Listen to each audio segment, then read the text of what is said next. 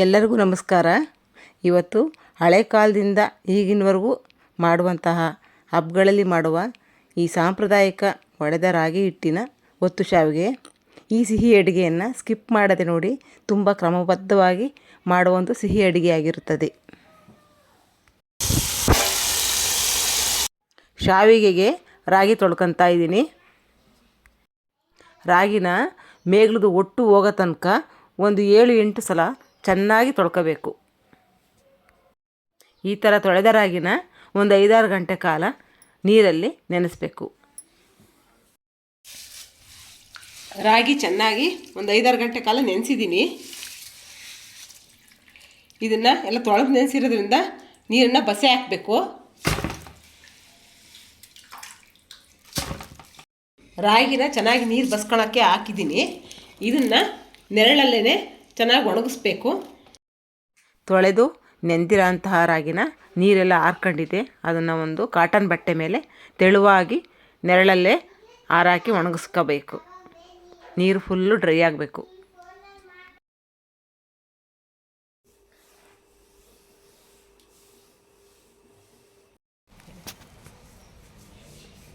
ರಾಗಿ ಎಲ್ಲ ತೊಳೆದು ನೆನೆಸಿ ಮತ್ತು ನೆರಳಲ್ಲಿ ಒಣಗಿಸ್ಬಿಟ್ಟು ನಾನು ಎಲ್ಲ ಕ್ಲೀನ್ ಮಾಡಿ, ಕಲ್ಲು ಎಲ್ಲ ಕ್ಲೀನ್ ಮಾಡಿ ರಾಗಿನ ಇಟ್ಕೊಂಡಿದ್ದೀನಿ. ಇದನ್ನು ರಾಗಿ ಹೊಡಿತೀನಿ ನಾನು ಬೀಸಕಲ್ಲಲ್ಲಿ, ಯಾಕಂದರೆ ಸ್ವಲ್ಪ ಇದೆ ಮಿಲ್ಲಿಗೆ ಕೊಡೋಕ್ಕೆ. ಅದಕ್ಕೆ ಬೀಸಕಲ್ಲಲ್ಲಿ ಹೊಡೆದ್ರೆ ನಮ್ಗೆ ಹೆಂಗೆ ಬೇಕು ಹಂಗೆ ಹಿಟ್ಟುಗಳನ್ನ ಶಾವಿಗೆಗೆ ಮಾಡ್ಕೊಳಕ್ಕೆ ಚೆನ್ನಾಗಿರುತ್ತೆ ಅಂತ ನಾನು ಬೀಸಕಲ್ಲಲ್ಲೇ ಹೊಡ್ಕೊತಾ ಇದ್ದೀನಿ. ಸಾಕಲ್ಲ, ಬೀಸ್ತೀನಿ.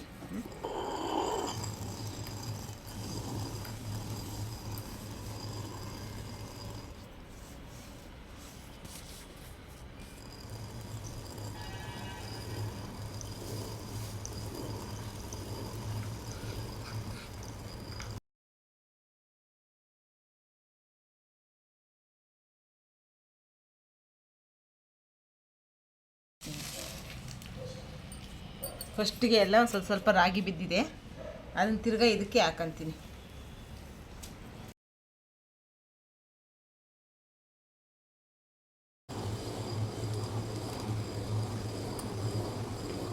ರಾಗಿ ಕೆಳಕ್ಕೆ ಬೀಳೋದು ಗೊತ್ತಾಗುತ್ತೆ, ರಾಗಿ ಹಿಟ್ಟಾಗೋದು ಗೊತ್ತಾಗುತ್ತೆ, ಮತ್ತು ರಾಗಿ ಫಿಲ್ಟ್ರ್ ಆಗೋದು ಗೊತ್ತಾಗುತ್ತೆ.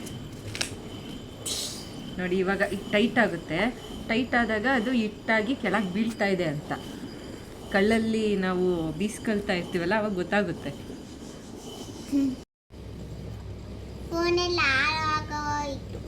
ಆಮೇಲೆ ಮೊಬೈಲ್ ಧೂಳಾಗಿ ಹಾಕಿ ಬೇಳೆ ಕಲಾಗೋಯ್ತು. ಈಗ ಕ್ಲೀನ್ ಮಾಡಬೇಕು, ಹೊಸಬೇಕಷ್ಟೇ. ಎಲ್ಲ ರಾಗಿನ ಬೀಸ್ಕೊಂಡಿದ್ದೀನಿ. ಇನ್ನು ಕೊನೆಯಲ್ಲಿ ಸ್ವಲ್ಪ ಇದೆ, ಅದನ್ನು ಎಲ್ಲ ಹಾಕಿ ಈ ರಾಗಿ ಬೀಸೋದ ಮುಗಿಸ್ಬೇಕು.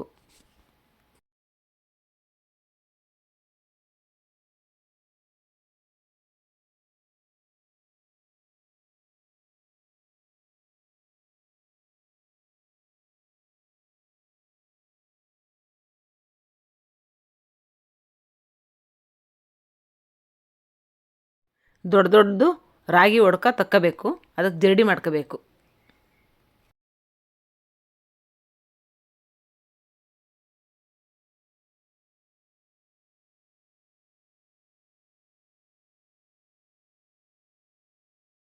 ಇದು ಜರಡಿ ಮಾಡಿರೋದು, ದೊಡ್ಡ ಕಣ್ಣಲ್ಲಿ ಜರಡಿ ಮಾಡಿರೋ ರಾಗಿ ಇದು. ಇದನ್ನು ಮತ್ತೆ ಬೀಸ್ಕೊಳ್ತಾ ಇದ್ದಾರೆ ಬೀಸೋ ಕಲ್ಲಲ್ಲಿ.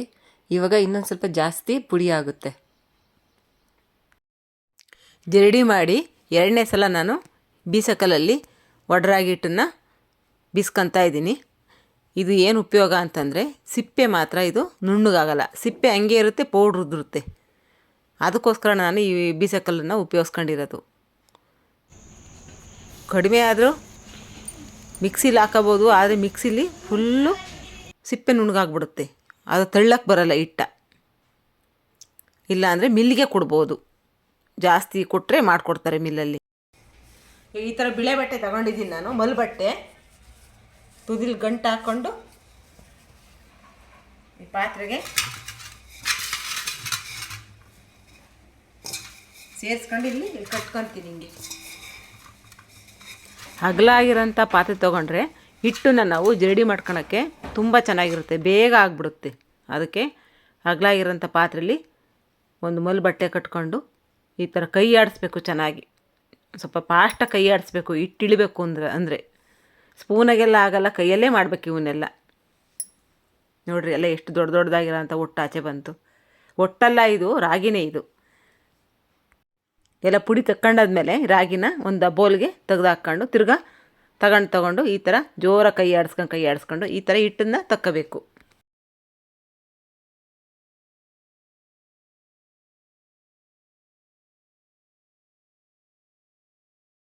ದೊಡ್ಡ ಪಾತ್ರೆಯಲ್ಲಿ ಬಟ್ಟೆ ಕಟ್ಟಿ ಮಾಡೋದ್ರಿಂದ ಬೇಗ ಪೌಡ್ರು ಕೆಳಗೆ ಬರುತ್ತೆ.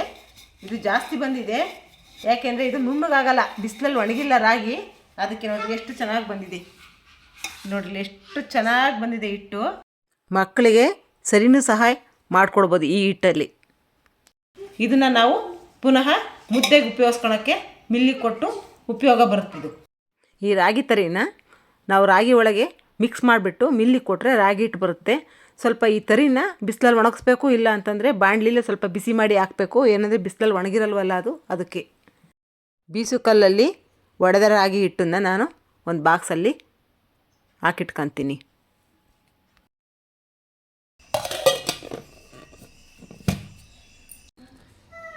ಶಾವಿಗೆಗೆ ಒಂದೆರಡು ಪುಡಿಗಳು ಮಾಡ್ಕೋಬೇಕಾಗುತ್ತೆ.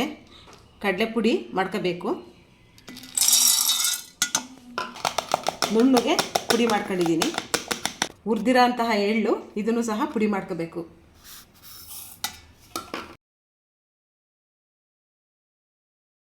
ಬೇರೆ ಬೇರೆ ಯಾಕೆ ಪೌಡ್ರ್ ಮಾಡ್ಕೊಂಡಿದ್ದೀನಿ ಅಂದರೆ ಕೆಲವ್ರಿಗೆ ಎಳ್ಳು ಇಷ್ಟ ಆಗುತ್ತೆ, ಕೆಲವ್ರಿಗೆ ಇಷ್ಟ ಆಗಲ್ಲ. ಅದಕ್ಕೆ ಯಾವ್ದು ಬೇಕಾದ್ರೂ ಹಾಕ್ಸ್ಕೊಂಡು ಊಟ ಮಾಡ್ಬೋದು. ಅದಕ್ಕೆ ನೀವು ಶಾವಿಗೆ ಮಾಡಿದ್ರೆ ಬೇರೆ ಬೇರೆಯಾಗಿ ಪೌಡ್ರ್ ಮಾಡ್ಕೊಂಡು ಬಡಿಸ್ಬೋದು. ಶಾವಿಗೆಗೆ ಇದು ಬೆಲ್ಲ ಮತ್ತು ಕಾಯಿ ಎರಡನ್ನೂ ಸಹ ನಾವು ನುಣ್ಣಗೆ ರುಬ್ಕೋಬೇಕು. ಬೆಲ್ಲದ ಹಿಂಡಿ, ಸ್ವಲ್ಪ ನೀರು ಹಾಕ್ತೀನಿ. ಹೀಗೆ ಸ್ವಲ್ಪ ಒಣಶುಂಠಿ, ಏಲಕ್ಕಿ ಬಿಡಿಸಿಟ್ಕೊಂಡಿದ್ದೀನಿ. ಒಣಶುಂಠಿ,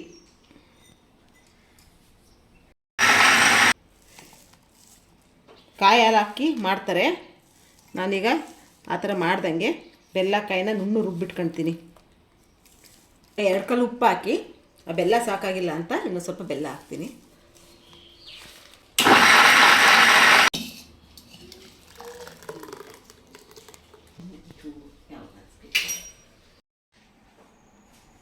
ಈಗ ನಾವೇನು ರೆಡಿ ಮಾಡ್ಕೊಂಡಿರೋ ಅಂತಹ ಒಡ್ರಾಗಿ ಹಿಟ್ಟು ಈ ಬಾಕ್ಸಲ್ಲಿ ಹಾಕಿ ನಾನು ಇಟ್ಟಿದ್ದೆ. ಈಗ ತೊಗೊಂಡು ಇದು ಈ ಬೌಲಲ್ಲಿ ತೊಗೊತೀನಿ ನಾನು ಹಿಟ್ಟ. ಎಷ್ಟು ಬೌಲ್ ತಗೊಳ್ತೀನಿ ಅಂತ ತೋರಿಸ್ತೀನಿ.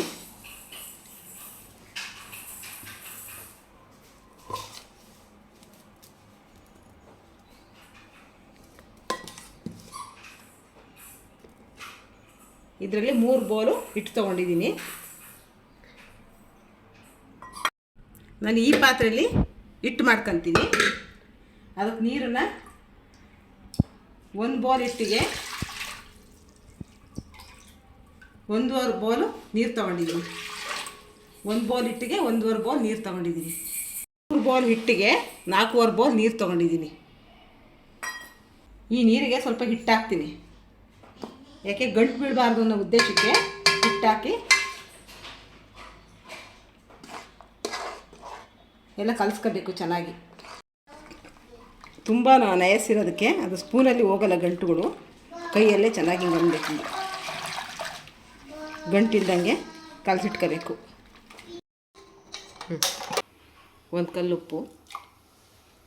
ಇದನ್ನು ಒಲೆ ಮೇಲೆ ಬಿಡ್ದಂಗೆ ಚೆನ್ನಾಗಿ ತಿರುಗಬೇಕು, ಇಲ್ಲಾಂದರೆ ತಳ ಹಿಡಿಯುತ್ತೆ.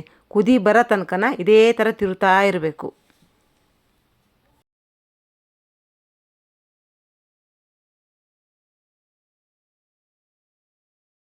ಗಂಜಿ ಥರ ಕುದಿ ಬಂದಿದೆ, ಅದಕ್ಕೆ ಈಗ ಹಿಟ್ಟು ಸೇರಿಸ್ಬೇಕು.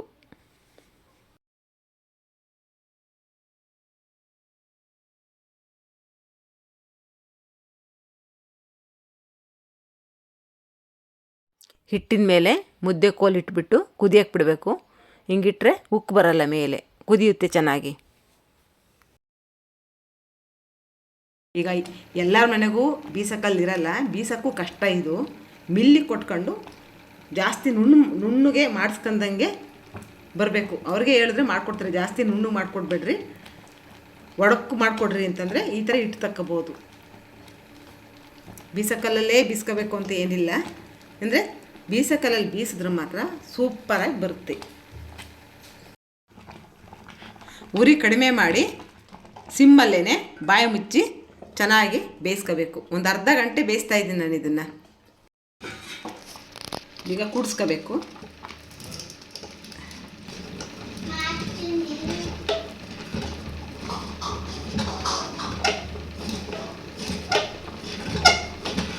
ನೀರ್ಗಾಯಿ ಮಾಡ್ಕೊಂಡು ಇಟ್ಟೆಲ್ಲ ಏನು ಸೈಡಿಗೆಲ್ಲ ಹೋಗಿರುತ್ತಲ್ಲ ಇದನ್ನೆಲ್ಲ ಹಾಕ್ಕೋಬೇಕಾಗತ್ತೆ.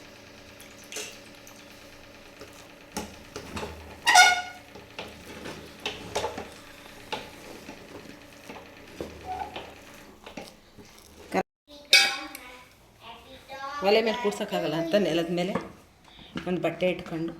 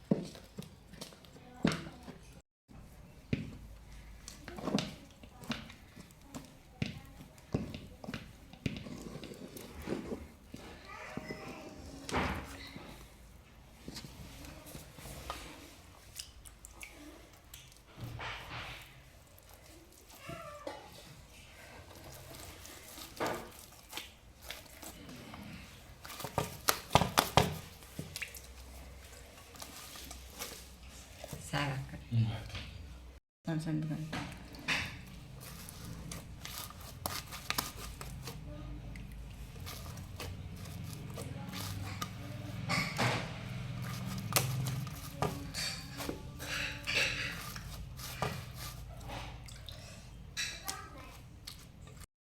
ಇದನ್ನ ಈ ಥರ ಮಾಡಿಬಿಟ್ಟು ಈಗ ಇಡ್ಲಿ ಪಾತ್ರೆಯಲ್ಲಿ ನಾವು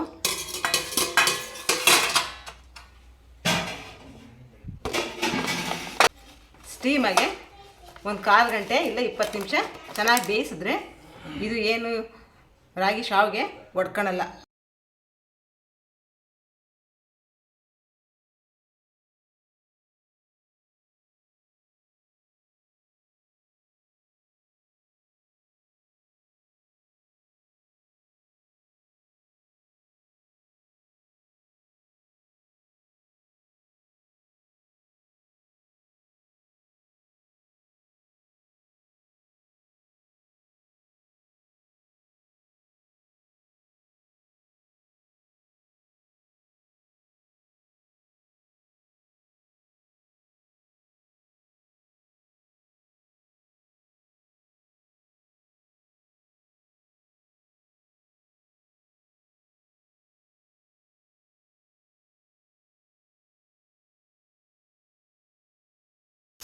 ಈಗ ನಾನು ಸ್ಟೀಮಲ್ಲಿ ಒಂದು 20 ನಿಮಿಷ ಬೇಯಿಸ್ತೀನಿ. ಯಾಕಂದರೆ ಈ ಸ್ಟೀಮಲ್ಲಿ ಬೇಯಿಸಿದ್ರೆ ಆ ಶಾವಿಗೆ ಎಳೆಗಳು ಕಟ್ಟಾಗಲ್ಲ, ಚೆನ್ನಾಗಿರುತ್ತೆ.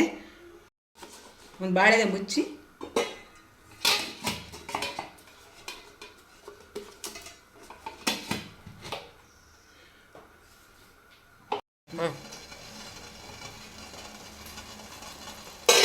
ಹಬೆಯಲ್ಲಿ ಒಂದು 20 ನಿಮಿಷ ಚೆನ್ನಾಗಿ ಹಬೆಯಲ್ಲಿ ಬೆಂದ್ಕೊಂಡಿದೆ. ಈಗ ಆಫ್ ಮಾಡಿ, ಒಲೆ ಆಫ್ ಮಾಡಿ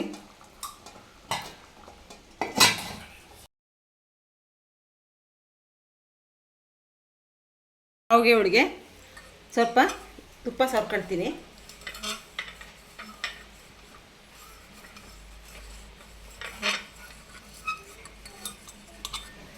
ಇದಕ್ಕೆಲ್ಲ ಸ್ವಲ್ಪ ತುಪ್ಪ ಸೇರ್ಕೊಂಡ್ರೆ ಈ ಬಿಸಿ ಇದ್ದಾಗಲೇ ತಗೊಂಡು ಇದಕ್ಕೆ ಸೇರಿಸ್ತೀನಿ.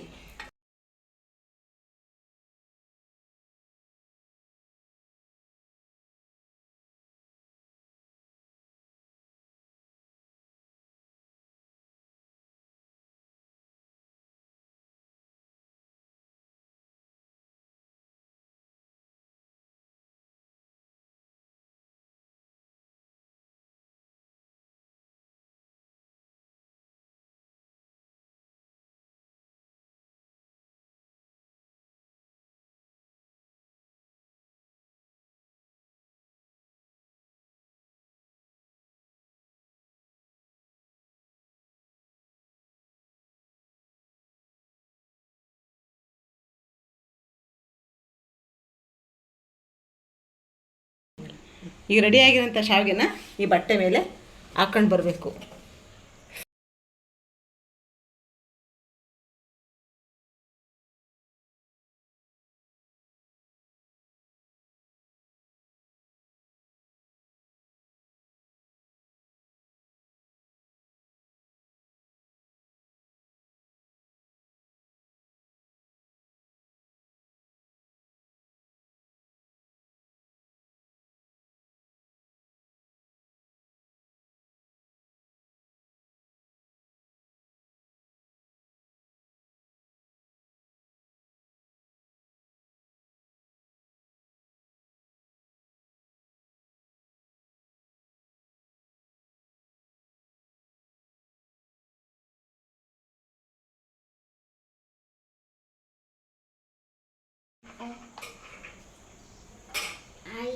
IJNGO R.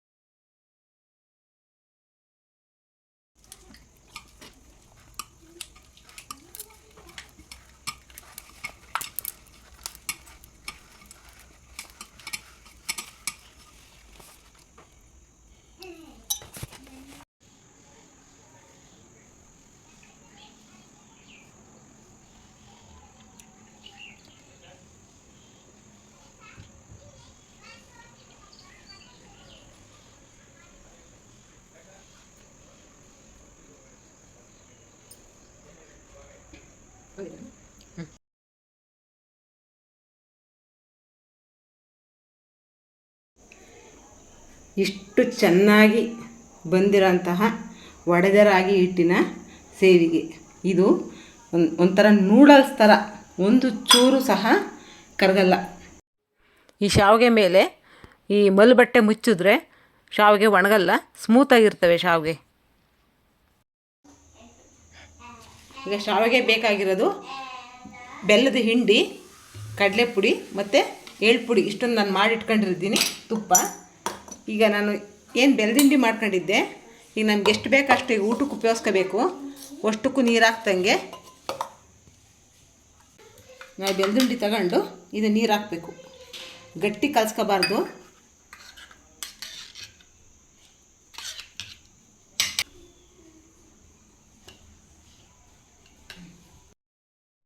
ಶಾವಿಗೆ ಬಡಿಸ್ಕೊಂಡು ಬರೀ ಬೆಲ್ಲದಲ್ಲೂ ಸಹ ತಿನ್ಬೋದು.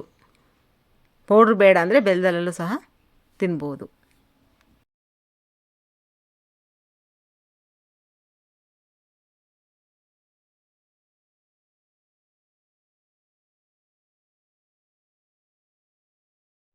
ಶಾವಿಗೆ ಮಾತ್ರ ತುಂಬ ಚೆನ್ನಾಗಿ ಬಂದಿದೆ, ಸ್ವಲ್ಪನೂ ಕಟ್ಟಾಗಲ್ಲ, ಅಷ್ಟು ಚೆನ್ನಾಗಿ ಬಂದಿದೆ.